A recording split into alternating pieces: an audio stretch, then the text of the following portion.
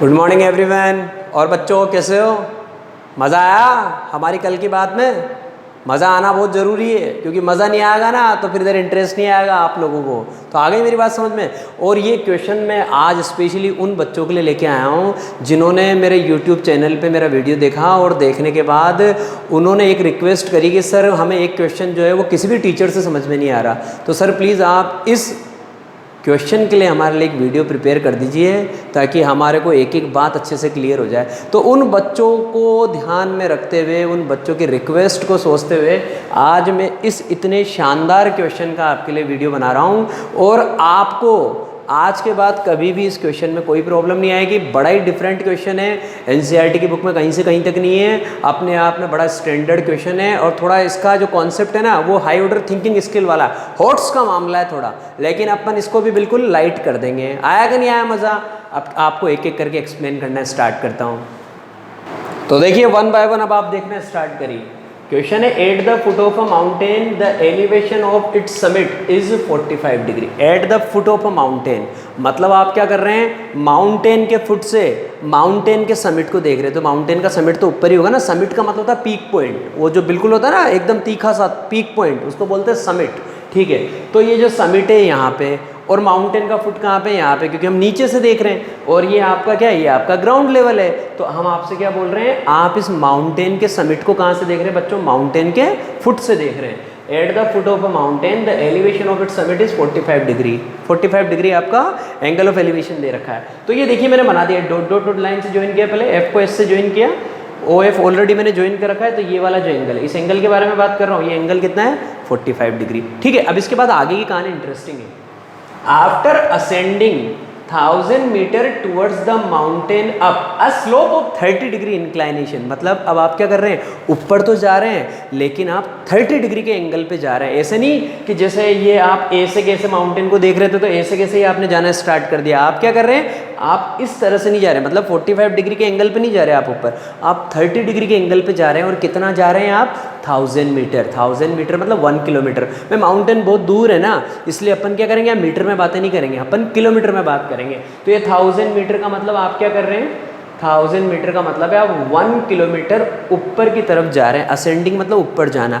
और किस एंगल पे जा रहे हैं? 30 डिग्री के एंगल पे। तो देखिए ए से नहीं जाएगा प्रोग्राम, कैसे जाएगा? मैं इधर की तरफ गया, ठीक है, और कितने एंगल पे गया? 30 डिग्री के एंगल पे। और कितना गया? 1000 मीटर। अब यहाँ से मैं वापस क्या करूँगा, इस माउंटेन के समिट को देखना स्टार्ट करूँगा। The elevation is found to be 60 degree. अब एलिवेशन 60 डिग्री है, लेकिन कहाँ से?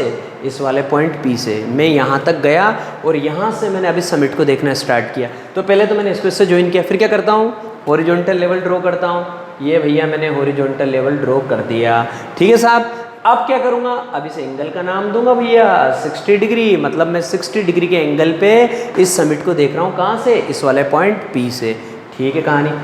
Find the height of the mountain. Mountain की हाइट निकालिए। तो माउंटेन की हाइट का मतलब ओएस, ओएस निकालिए भैया, माउंटेन की हाइट निकालिए। मतलब ग्राउंड से आपको माउंटेन की हाइट निकालनी है। मैंने हाइट को हमेशा आपसे बोला है एच से रिप्रेजेंट कर देंगे। तो let height of mountain that is OS equal to h, ये हमने एच बोल दिया और किलोमीटर में बात कर लेते हैं। ठीक है, क्यों? क्योंकि यहाँ बात भी हमारे पास मीटर में थी, उसको मैं किलोमीटर में कन्वर्ट कर चुका हूँ। तो इस माउंटेन की हाइट को मैंने क्या बोला बच्चों? एच है। ठीक है, आप क्या करते हैं, आगे की बात देखिए। आप आपको सबसे पहले तो स्टार्टिंग में जो 45 डिग्री दे रखा था ना, एक तो उसका यूज़ आएगा, फिर बाद में आपको एक 30 डिग्री दे रखा था, इसका यूज़ आएगा, फिर आपको एक 60 डिग्री दे रखा है, इसका यूज़ आएगा। इसलिए बातें बड़ी इंपॉर्टेंट है, तो अपने दिमाग में याद रखिए कैसे रहेगा कॉन्सेप्ट। सबसे पहले मैंने क्या किया, यहाँ से एक परपेंडिकुलर ड्रॉ किया। ये भैया मैंने यहाँ से एक परपेंडिकुलर ड्रॉ कर दिया। ये एंगल कितना आ गया? 90 डिग्री। ऐसा करते ही आप यहाँ पे इस वाले पॉइंट का नाम दे दीजिए, कुछ भी दे दीजिए, एल नाम दे दीजिए। ठीक है, ये मैंने आपके सामने पी से एक परपेंडिकुलर ड्रॉ किया, पी एल किस पे? ओ एफ पे। ऐसा होते ही ये एक राइट एंगल ट्राइंगल बन गया। क्यों? क्योंकि राइट एंगल ट्राइंगल बनेगा तभी तो ट्रिग्नोमेट्री लगाऊंगा यार। तो सबसे पहले आप क्या करेंगे, इस वाले ट्राइंगल में बात कर रहे हैं, in triangle F P L, F P L triangle में आप बात कर रहे हैं। बहुत मज़ा आएगा। और आज ऐसा समझाऊंगा मैं आपको कि पूरी ज़िंदगी आपको कभी भी दोबारा ये नीड नहीं महसूस होगी कि सर ये क्वेश्चन समझ में नहीं आ रहा। आज के आज ही समझ में आ जाएगा। In triangle F P L, F P L triangle के बारे में बात कर रहे हैं। तो देखिए इसमें एंगल कौन सा है? 30 डिग्री। तो यहाँ पे मैं कॉन्सेप्ट थोड़ा सा चेंज कर रहा हूँ। अभी तक जनरली हम टेन के बारे में बात करते थे, यहाँ पे मैं बात कर रहा हूँ सबसे पहले साइन 30।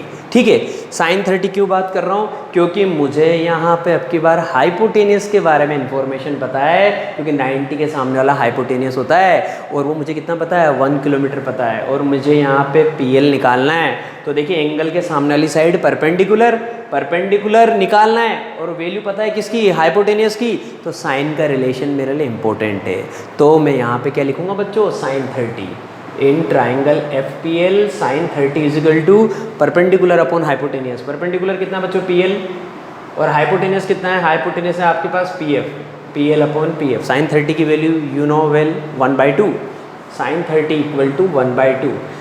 PL जो है ये रहा बच्चों, PL को PL ही रहने दीजिए। PF जो है मैंने अभी आपको बोला है, PF जो है वो आपके पास 1000 मीटर है, और 1000 मीटर को मैं क्या बोल रहा हूँ, 1 किलोमीटर। तो मैं यहाँ पे क्या पुट कर रहा हूँ, 1 पुट कर रहा हूँ। 1 को इधर मल्टीप्लाई करेंगे, PL को इधर करेंगे तो कोई मतलब नहीं है, क्योंकि PL के अपॉन में 1 है मतलब PL। ठीक है, तो PL इक्वल टू 1/2। तो PF की वैल्यू जो 1 थी ये हमने यहाँ पे पुट करी और अपने आप हमारे पास आंसर आ गया PL इक्वल टू 1/2, लेकिन किस में आएगा, किलोमीटर में आएगा। क्लियर है? तो हमें PL तो पता लग गया। PL अगर मुझे पता लग गया तो फिर मुझे ये भी पता लग चुका है, और इसका नाम आप यहाँ पे दे दीजिए, एक काम करिए R पुट कर दीजिए। ठीक है, तो आपको पता लग गया PROL इज ए रेक्टेंगल, क्योंकि ये एंगल तो पहले से 90 डिग्री था, आपको पता ही है। ठीक है, ये एंगल 90, ये एंगल 90, और वो मेरी पूरी पिक्चर क्लियर है कि ये रेक्टेंगल बनता है हर बार, हर क्वेश्चन में समझाया मैंने आपको। तो PLOR रेक्टेंगल है, तो जितना PL है उतना ही क्या आएगा बच्चों, OR आएगा। तो आप क्या जानते हैं, PL इक्वल टू OR, मतलब जो आपका PL निकला है वही आपका OR है। तो PL कितना है, 1/2, तो OR भी कितना आ गया बच्चों, 1/2 किलोमीटर। ये देखो कितनी सिंपल सी कहानी चल रही है, जितना PL है उतना OR है। ठीक है, इसका मतलब मैं इस RS को निकाल सकता हूँ। RS को कैसे निकाल सकता हूँ, इस वाली में से, टोटल में से माउंटेन की हाइट कितनी है, OS का मतलब क्या है, H में से अगर मैं 1/2 को माइनस कर दूँ, ये मुझे मिल चुका है 1/2 किलोमीटर, तो ये वाला पार्ट आ जाएगा H माइनस 1/2। कितना शानदार काम करता हूँ मैं, क्योंकि यहाँ से लेके यहाँ तक टोटल H है, पता ही है, हमें पता है OS H है, और मुझे पता है OR कितना है, 1/2। तो RS अगर मुझे निकालना है, तो RS निकालने के लिए मैं क्या करूँगा, इस OS में से OS माइनस OS में से मैं OR को माइनस कर दूंगा। OS H है, OR 1/2 में फाइंड आउट कर चुका हूँ। It means I am having the value of RS equal to H minus 1/2 kilometre. ठीक है साहब, अब क्या करेंगे, अब की बार एक और चीज़ चाहिए मुझे। ये H माइनस 1/2 तो मिल चुका है मुझे, ठीक। अब मैं इसी वाले ट्राइंगल के अंदर अब की बार कोस को यूज़ कर रहा हूँ। जैसे मैंने साइन 30 यूज़ किया था ना, अब इसी ट्राइंगल में कोस 30 क्या होता है, बेस अपॉन हाइपोटेनियस। तो बेस क्या आएगा, FL, बेस आ गया FL, हाइपोटेनियस तो फिक्स है आपका PF, FL अपॉन PF, ये आ गया आपका FL अपॉन PF। कोस 30 की वैल्यू कितनी होती है, कोस 30 की वैल्यू होती है √3/2, क्योंकि जो साइन 60 की वैल्यू होती है वो कोस 30 की वैल्यू होती है। तो कोस 30 की वैल्यू आ गई बच्चों √3/2 equal to FL upon PF। FL ये रहा आपका, FL को आप FL ही रहने दीजिए, और PF जो है वो आपको बहुत अच्छे से पता है, आपका PF कहाँ है बच्चों, ये रहा PF। PF का मतलब क्या है, 1000 मीटर मतलब 1 किलोमीटर। तो PF की वैल्यू कितनी बच्चों, 1। इसका मतलब FL को 1 से डिवाइड करेंगे, वही FL आना है। तो FL की वैल्यू सीधी कितनी आ गई, √3/2, लेकिन काहे में, किलोमीटर में। तो डायरेक्ट आप क्या लिखेंगे, FL इक्वल टू √3/2 किलोमीटर। ये मेरे पास FL की वैल्यू आ चुकी है। अब FL की वैल्यू आ चुकी है, तो सबसे ज़्यादा शानदार काम मेरे पास क्या होने वाला है, मैं OL निकाल लूँगा। लेकिन OL निकालने के लिए मुझे OF में से, किस में से बच्चों, OF में से FL को माइनस करना पड़ेगा। और लफड़े वाली बात ये है कि बहुत सारों को तो यही नहीं पता कि OF की वैल्यू क्या है। मैं उनको बताने वाला हूँ, देखिए कैसे। सबसे पहले स्टार्टिंग में जब आपने समिट को कहाँ से देखा था, माउंटेन के फुट से देखा था, तो उस कंडीशन में एंगल ऑफ एलिवेशन कितना था, 45 डिग्री। तो वो भी तो कॉन्सेप्ट अप्लाई करेंगे यार, स्टार्टिंग वाला कॉन्सेप्ट। जब ये समिट को आप देख रहे हैं कहाँ से, माउंटेन के फुट से, तो ट्राइंगल कौन सा है, FOS, इन ट्राइंगल FOS। इसमें आप क्या बोलेंगे बच्चों, tan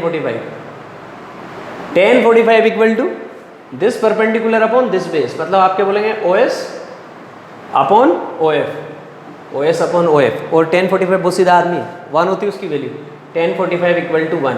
ओ एस क्या है? ओ एस आपको पता है बच्चों एच, क्योंकि आपने बोल रखा है ओ एस मतलब हाइट ऑफ द माउंटेन, और उसको आप एच बोलते हैं। तो एच अपॉन ओ एफ, जैसे ओ एफ इधर जाएगा 1 से मल्टीप्लाई होगा ओ एफ, तो ओ एफ की वैल्यू कितनी आ गई भैया? एच। इसका मतलब जो ओ एफ है ना, ये रहा ओ एफ, ये इस ओ एस के बराबर है। इसका मतलब यहाँ से लेके यहाँ तक की मुझे डिस्टेंस पता लग चुकी है कितनी? एच। तो इसलिए मैं ओ एल को निकाल सकता हूँ। कैसे निकालूंगा ओ एल को? O L equal to O F minus F L. O L is equal to O F minus F L, और O L is equal to O F. O F की value कितनी है? H. H minus F L की value कितनी है? F L की value ये रही √3/2। तो मुझे वैल्यू मिल चुकी है ओ एल की एच माइनस √3/2। ये वैल्यू मिल चुकी है भैया, एच माइनस √3/2। किसकी वैल्यू? इसकी। अगर इसकी वैल्यू एच माइनस √3/2 है तो पी आर की वैल्यू भी कितनी आ जाएगी? H minus √3/2। Why? This is rectangle.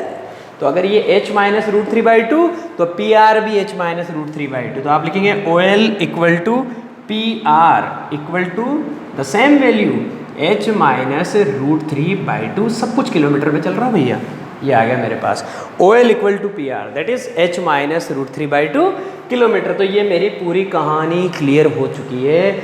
इसका मतलब ये तो आ चुका है h माइनस 1/2, और ये वाला पार्ट आ चुका है मेरे पास क्या? h minus √3/2, h minus √3/2। ठीक है। अब बेचारा ये अकेला ट्रायंगल बच रहा है, इसने क्या बिगाड़ा? जब आपने इसमें ट्रिग्नोमेट्री लगा दी, पूरे ट्रायंगल में ट्रिग्नोमेट्री लगा दी, तो इस वाले में भी ट्रिग्नोमेट्री लगा डालो। तो अब की बार किसके बारे में बात चलेगी? अब की बार बात चलेगी 60 डिग्री के बारे में। तो अब की बार किसको लेके आएंगे? tan 60। तो देखिए कैसे होगा प्रोग्राम। अब की बार बात करते हैं tan 60 की। तो हम लिखेंगे बच्चों इन ट्राइंगल, कौन सा triangle? P R S, in triangle P R S. P R S triangle में क्या बोलेंगे अब की बार? tan 60, tan 60 degree equal to वही परपेंडिकुलर अपॉन बेस। परपेंडिकुलर क्या है बच्चों? आर एस, और बेस क्या है आपका? P R. R S upon P R. tan 60 की वैल्यू कितनी होती है? √3। tan 60 की वैल्यू √3 है। पुट करिए आराम से। P R R S upon P R. R S ये दिखा रखा मैंने आपको h माइनस 1/2, इसलिए मैंने पहले इंडिकेट कर दिया। आर एस है हमारे पास h माइनस 1/2। ठीक है साहब, upon P R. P R मैंने मिटाया ही नहीं, पी आर ये रहा h माइनस √3/2। तो अपॉन में आपके लिखेंगे बच्चों h माइनस √3/2। ठीक है साहब, अब क्या करना है? अब तो मज़े ही मज़े ज़िंदगी के। और आज के बाद आप कभी नहीं कहेंगे कि सर ये क्वेश्चन हमें दिक्कत देता है, क्योंकि इसकी सारी दिक्कत खत्म कर दी मैंने आज। इसको इधर जाके क्रॉस मल्टीप्लाई कर देंगे, क्योंकि इसके अपॉन में ये है तो √3 से मल्टीप्लाई हो जाएगा। कैसे बनेगी इक्वेशन? √3 ब्रैकेट के अंदर h minus √3/2 equal to h minus 1/2। ठीक है साहब, चलना दीजिए। √3 को s से करेंगे √3h, √3h माइनस √3 को √3 से करेंगे 3/2, ये आ गया 3/2 equal to h minus 1/2। Multiply किया और कोई कमाल नहीं किया भैया, कोई जादू नहीं करते हैं यहाँ पे। √3 को s से क्या? √3h माइनस अपनी जगह एज इट इज, √3 को √3 से क्या? 3/2 इक्वल टू h माइनस 1/2। अब क्या? h के पास h, कांस्टेंट के पास कांस्टेंट, यही तो होता है। और होता क्या इक्वेशन में? इक्वेशन बन चुकी है, इसको इधर भेज देंगे, इसको इधर भेज देंगे। तो √3h ये रहा, इधर जाएगा h तो माइनस का h इक्वल टू ये माइनस का 1/2, पहले इस भाई को लिख लीजिए। माइनस का 3/2 उधर आएगा, प्लस का 3/2 बन जाएगा, ये बन गया प्लस का 3/2। बड़ा सिंपल सा मामला हो गया। आप देखिए, आप √3h माइनस h, दोनों में h कॉमन है, ब्रैकेट के अंदर आ गया √3 minus 1 equal to minus 1/2 plus 3/2। से सीधी कैलकुलेशन क्या होगी यार? दोनों का डिनोमिनेटर सेम है, ये माइनस का प्लस का है, 3 में से 1 जाएगा, कितना बचेगा? 2/2। तो यहाँ आ गया आपके पास 2/2। 2/2 का मतलब तो कोई भी कह देगा 1 होता है। तो इसका मतलब आपको पता लग चुका है h multiplied by √3 minus 1 equal to 1। Value किसकी निकालें भैया? h की। ये मल्टीप्लाई में कहाँ चला जाएगा? डिवाइड में। तो h is equal to 1 upon √3 minus 1। This is the value of h, इसका मतलब this is the height of mountain 1/√3 - 1। अब आपका मन करता है कि सर हमको तो और अच्छी बात करनी है इसके बारे में, तो फिर रेशनलाइजेशन करते भैया इसका, और इसके अलावा और कोई भी अच्छी बात नहीं हो सकती। समझ में आई कि नहीं आई मेरी बात? तो ये √3 - 1 है, तो √3 + 1 से ऊपर मल्टीप्लाई कर देंगे और √3 + 1 से नीचे मल्टीप्लाई कर देंगे, क्योंकि रेशनलाइजेशन में यही तो होता है, यहाँ माइनस है तो प्लस वाले से ऊपर नीचे मल्टीप्लाई करना है। h की वैल्यू है अब आपके पास, तो ऊपर देखिए कितना आ गया, √3 + 1 और अपॉन में आपकी प्यारी सी identity a - b a + b, answer is a² - b²। √3 का स्क्वायर 3 आएगा, 1 का स्क्वायर 1 आएगा, 3 में से 1 जाएगा 2 बचेगा, and the height of the mountain is √3 + 1/2। और पीछे लगा दे भैया और मजे से 1 किलोमीटर, ताकि तुझे पूरे नंबर मिले। अब आया कि नहीं आया मज़ा? आया ना मज़ा? कैसा भी क्वेश्चन हो यार, घबराते क्यों तुम? मैं हूं ना यहाँ पे। सबसे पहले आप डायग्राम इतना शानदार बनाओ कि वो क्वेश्चन ही शर्मा जाए, अरे यार इस आदमी ने क्या डायग्राम बना दिया, अब तो होना ही पड़ेगा।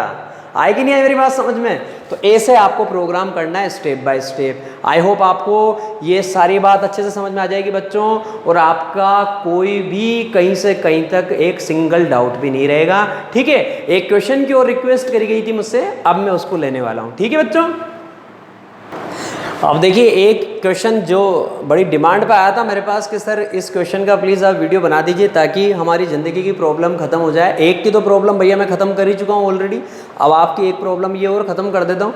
जनरली मैंने क्या देखा है, जो भी डिफ़िकल्ट क्वेश्चन होते हैं ना वो सब मेरे लिए लेके आते हैं। अरे भैया सारी डिफ़िकल्ट चीज़ें अगर मैं ही करता रहूँगा तो फिर दूसरों का क्या यूज़ लोगे तुम? सारी चीज़ें तो तुम मुझसे करवा लेते हो, जो भी डिफ़िकल्ट चीज़ें होती है। अब आपको हंसी बड़ी चल रही है इस बात पे, अरे हंसने वाली बात नहीं है, करना पड़ता है लेकिन इन बच्चों के लिए भी, तभी तो इनको पता लगेगा ना कि किसका लेवल क्या है। और इतना शानदार क्वेश्चन यार, इतना मज़ेदार क्वेश्चन है, आपको क्वेश्चन पढ़ के ही मज़ा आ जाएगा। ऐसी पतंग उड़ा रहा है, एक इधर से पतंग उड़ा रहा है, एक इधर से पतंग उड़ा रहा है, इतना शानदार प्रोग्राम चल रहा है क्वेश्चन में। देखिए, अ boy is standing on the ground, ठीक है, ये मेरा ग्राउंड लेवल है भैया। ग्राउंड लेवल तो ऐसे ही बनता है, और कैसे बनता है? A boy is standing on the ground and flying a kite with 100 metre of string at an elevation of 30 degree. एक लड़का पतंग उड़ा रहा है, ठीक है, कहाँ से? नीचे से, ग्राउंड से, ठीक है साहब। तो इस पॉइंट ए पे एक बॉय है और वो अपनी काइट को फ्लाई कर रहा है, ठीक है। काइट कहाँ पे? इस वाली पोजीशन पे। भाई उड़ा रहा तो ऊपर ही रहेगी काइट, तो और कहाँ रहेगी? तो ये काइट आपका बी पॉइंट पे और आपका जो बॉय है वो ग्राउंड लेवल पे इस पोजीशन ए पे है। और किस एंगल ऑफ एलिवेशन पे बात कर रहे हैं? 30 डिग्री के एंगल ऑफ एलिवेशन पे। ऐसी कंडीशन में इस काइट की जो स्ट्रिंग है ना, यूँ उड़ाएंगे तो ये जो डोरी जाती है ना बेटा, उसको बोलते हैं स्ट्रिंग। किसी का नहीं आ रहा हो समझ में तो बता दें। तो ये जो काइट की जो स्ट्रिंग है इसकी लेंथ कितनी दे रखी है मैंने आपको? 100 मीटर, ठीक है भैया, ये हो गई 100 मीटर। और कितने एंगल ऑफ एलिवेशन पे? 30 डिग्री के एंगल ऑफ एलिवेशन पे। डायग्राम बड़ा शानदार बनेगा, देखना आप। Another boy is standing on the roof of a 10 metre high building. अब दूसरा लड़का जो है ना वो एक 10 मीटर हाई बिल्डिंग की छत पे है, तो पहले 10 मीटर हाइट पे जाएगा, ठीक है साहब। और क्वेश्चन में कॉन्सेप्ट जो मैं पहले ही बता देता हूँ, एक लड़का उस तरफ है, एक लड़का उसके अपोजिट साइड पे। तो एक तो ए से उड़ा रहा है अपना पतंग, और एक लड़का अपना पतंग कहाँ से उड़ाएगा? यहाँ पे, लेकिन पहले छत पे आना पड़ेगा भाई को। तो पहले तो ये आपकी सीढ़ी जो है उस हाउस की हाइट दे रखी है हमने। Another boy standing on the roof of a 10 metre high building, तो ये 10 मीटर हाई बिल्डिंग है। यहाँ से जो सेकंड बॉय है वो अपना काइट फ्लाई कर रहा है, ठीक है, तो यहाँ से फ्लाई कर रहा है। और किस एंगल पे? His kite at an elevation of 45 degree, 45 degree के एलिवेशन पे उड़ा रहा है। लेकिन पता है आगे क्वेश्चन में क्या कहा जा रहा है? Both the boys are on opposite side of both the kite. ये तो मैंने कर ही दिया, एक लड़का उधर है, एक लड़का इधर है। Find the length of the string that the second boy must have so that the two kites meet. मतलब ये अपनी स्ट्रिंग की कितनी लेंथ चलाए कि दोनों के पतंग जाके मिल जाएं। दोनों का आपको पतंग लड़ाना है। आ गई मेरी बात समझ में? तो ठीक है भैया, तो इसको भी अपना कहाँ तक लेके जाना पड़ेगा प्रोग्राम? यहाँ तक लेके, क्योंकि उसका कहाँ तक उड़ रहा है? यहाँ पे जो है उसका यहाँ तक जा रहा है। तो इस भाई को भी अपनी पतंग को कहाँ तक लेके जाना पड़ेगा? यहाँ तक लेके जाना पड़ेगा। तो मैंने पहले इसको इससे ज्वाइन कर दिया। अब मुझे क्या निकालना है? मुझे निकालना है BD, क्योंकि उसने बोला है find the length of the string that the second boy must have so that the two kites meet. अगर ये दोनों काइट मिलेंगे ना, तो इसका मतलब ये D जो है ना, यहाँ पे जो लड़का खड़ा हुआ है उसको BD के इक्वल अपने काइट की स्ट्रिंग की लेंथ जो है ओपन करनी पड़ेगी। तो हमें BD निकालना है। ये तो क्लियर हो चुकी है मेरे दिमाग में बात कि मुझे BD निकालना है। अब देखिए कैसे निकालूंगा।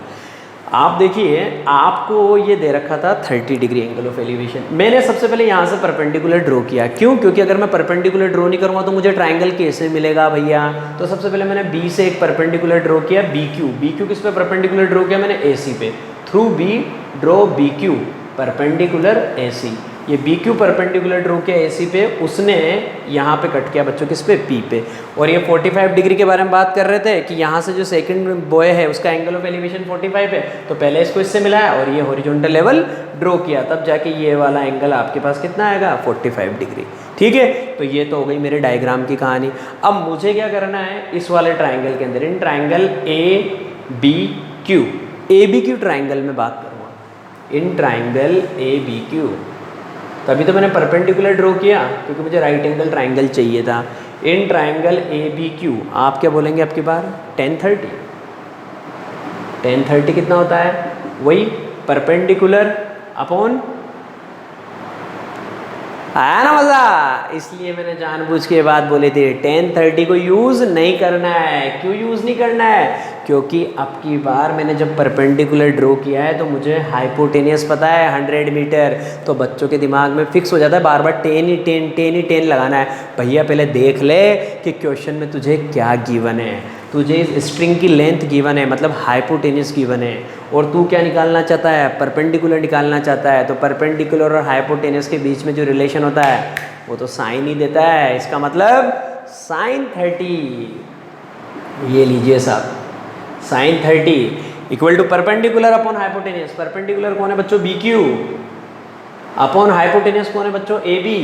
B Q upon A B. Sine 30 की वैल्यू होती है 1/2 equal to B Q upon A B. तो B Q upon A B कितना है बच्चों? मेरे पास 100 है, तो मैं यहाँ पे लिखूंगा 1/2 equal to B Q upon 100। Cross multiply कर दीजिए, मज़ा आ गया। बी क्यू को 2 से करेंगे तो 2BQ इक्वल टू 100। इसका मतलब बी क्यू की वैल्यू कितनी आ गई? 100/2, दैट इज़ 50 मीटर, क्योंकि मीटर में चल रही कहानी। तो बी क्यू की वैल्यू पता लग चुकी है भैया। यहाँ से लेके यहाँ तक का प्रोग्राम पता लग चुका है, कितना? 50 मीटर। ठीक है साहब, अब क्या करेंगे? ये वाला ट्राइंगल, इसने क्या बिगाड़ा? ये भी तो बड़ा शानदार आदमी है। तो अब की बार इस वाले ट्राइंगल के अंदर ट्रिग्नोमेट्री लगाते हैं। तो देखिए यहाँ पे बोलेंगे हम 1045, ये बोला हमने 1045 बोलेंगे। तो ये देखिए ये वाला एंगल कितना है बच्चों आपके पास? ये वाला एंगल आपके पास 90 डिग्री, क्योंकि आपने परपेंडिकुलर ड्रॉ किया था। अब आपने परपेंडिकुलर अगर ड्रॉ किया है तो देखिए मज़ा आएगा आप, तो फिर मज़ा आ गया ना आपको। फिर मैंने आपके मज़े ले लिए। कैसे? क्योंकि यहाँ पे भी 10 का यूज़ नहीं आएगा, यहाँ पे भी यूज़ किसका आएगा? यहाँ पे भी यूज़ आएगा प्यारे बच्चों साइन का। क्यों? क्योंकि मुझे तो BD निकालना है, मुझे तो ये बताना है कि इस BD स्ट्रिंग की लेंथ कितनी आएगी। अगर इस BD स्ट्रिंग की लेंथ निकालनी है तो ये देखिए 90 के सामने वाला कौन होता है? हाइपोटेनियस। तो मुझे तो हाइपोटेनियस निकालना है। ठीक है, इसका मतलब अगर मुझे BP पता लग जाए तो मैं इसको तो इजीली निकाल दूंगा, और BP मुझे पता लग रहा है। कैसे? देखिए आपको BQ पता है, मैंने आपके सामने निकाला 50 मीटर। यहाँ से लेके यहाँ तक कितना है बच्चों? 50 मीटर। मज़ेदार बात ये 10 मीटर था ना, तो PQ भी कितना आ जाएगा? PQ भी आ जाएगा आपके पास 10 मीटर, क्योंकि ये रेक्टेंगल है। अब आपको ये टोटल 50 पता है और ये वाला पार्ट आपको 10 पता है, तो आपके पास BP कितना आ जाएगा बच्चों? 40 मीटर। ये हो गई मेरी कहानी शानदार।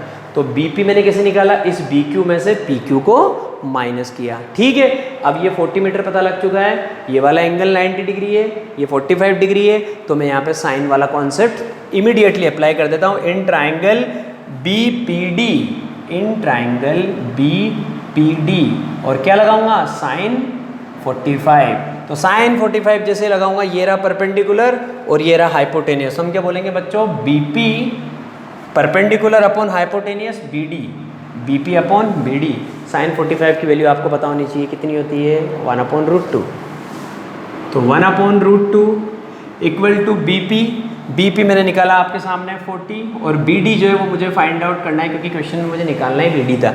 BD को 1 से मल्टीप्लाई करेंगे BD आ जाएगा, और 40 को √2 से मल्टीप्लाई करेंगे 40√2, दिस इज द आंसर। और पीछे क्या लगा देंगे? मीटर। इट मीन्स उस काइट की स्ट्रिंग की जो लेंथ है, जो ये सेकंड बॉय फ्लाई कर रहा है, दैट शुड बी 40√2 मीटर। आया कि नहीं आया मज़ा? देखिए डायग्राम में थी सारी कहानी। डायग्राम इतना अच्छा था कि डायग्राम बनते ही ये देखिए सॉल्यूशन तो कितना सर। तो ऐसे समझना पड़ता है। तो क्वेश्चन जो है कभी कभी अगर हमारे पास चेंज होके आता है ना, तो आपको घबराने का काम नहीं है यार, अपने पास हर चीज़ का सॉल्यूशन प्रेजेंट है। आप तो जो कॉन्सेप्ट मैंने सिखाए हैं ना, वो कॉन्सेप्ट एकदम बिल्कुल शानदार अप्लाई करो और डायग्राम एकदम परफेक्ट बनाओ। डायग्राम बनते ही क्वेश्चन की कहानी खत्म हो जाती है। आप भले ट्राई करके देख लेना, आप खुद कहेंगे कि हाँ कि करंट सर की बात एकदम शानदार है, सर बोलते हैं डायग्राम बन जाना चाहिए।